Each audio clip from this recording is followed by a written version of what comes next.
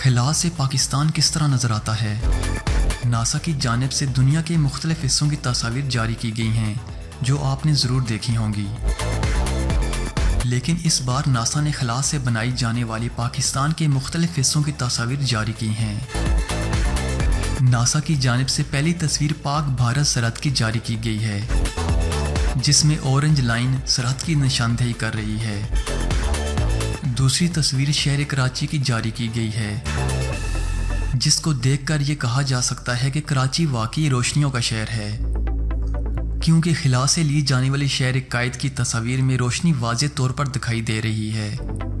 NASA की तीसरी तस्वीर मिडिल ईस्ट के वस्त से जारी की गई है, जिसमें बाएं हाथ की जानिब पाकिस्तान है और इसमें कराची वाज़े तौर पर देखा जा सकता है, जबकि पाक भारत बॉर्डर भी नज़र आ रहा है। चौथी तस्वीर में पाकिस्तान के मुख्तलिफ शहरों को वाज़े तौर पर देखा जा सकता है। नासा ने पांचवीं तस्वीर शुमाली इलाकों की जारी की है, जिसमें पहाड़ी इलाके बर्फबारी से मुकम्मल ढके हुए हैं।